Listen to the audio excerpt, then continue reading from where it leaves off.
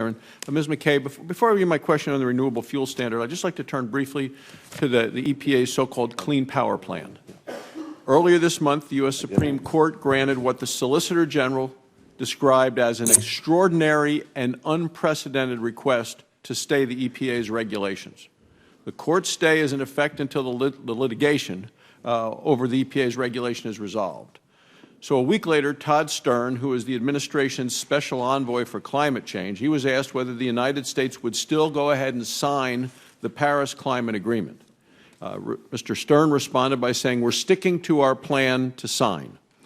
You know, I find the administration's decision on signing this, the Paris climate deal, to be nothing short of reckless. It's like signing a loan for a luxury car after you've already been laid off, lost your job. Sure, it's possible you'll be rehired, but there's a strong likelihood that you'll be out of work when the bills come due. So my question to you is, if the court does strike down the EPA's so-called Clean Power Plan, how does the EPA intend to meet the United States obligation under the Paris Agreement?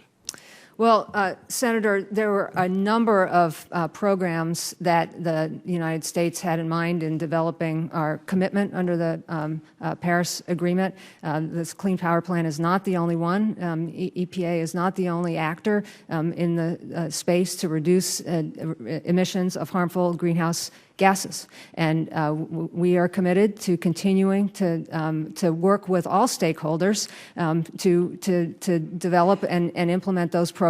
I would also point out that the evidence of the increase in use of renewable fuels and energy efficiency is very robust. Those types of energy are growing even without the extra push of the Clean Power Plan. So we see those trends going in the right direction. So you're saying today to this committee that you can meet, or the United States can meet, the obligations without the Clean Power Plan? I'm saying that there are a number of programs already contemplated, and 2025 is many years away. I think everybody expected that there would continue to be efforts made to reduce carbon emissions across the wide range of opportunities. So to meet the U.S. obligations, you do not need the Clean Climate Plan. That's what you're saying. That's your testimony.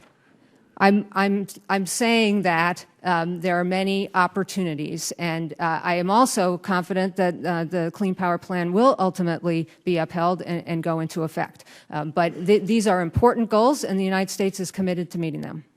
So the Supreme Court granted the EPA, well, the EPA's own lawyer said this was an extraordinary and unprecedented stay request. So I'm having trouble understanding your confidence that the court will uphold the Clean Power Plan. So there's been a change in the court with the death of Justice Scalia. But it just seems that the administration is acting recklessly on the hope that who is elected president and what happens with a Supreme Court nominee, rather than just realizing and admitting that you can't keep the promises that you've made in Paris, that the administration has made in Paris, if the court rules against the Clean Power Plan. Well, the stay issued by the court had no explanation. It was not a statement on the merits of the rule at all. Courts sometimes issue stays while litigation is going forward, and that's how we see this one. There have been stays. That's not how you see it. The EPA's own lawyer, the U.S. Solicitor General, called it extraordinary and unprecedented. So it's not a routine sort of a thing. For the Supreme Court to step in, that was unprecedented. But it is not. There's no expression of any consideration of the merits of the Clean Power Plan. It is a procedural step.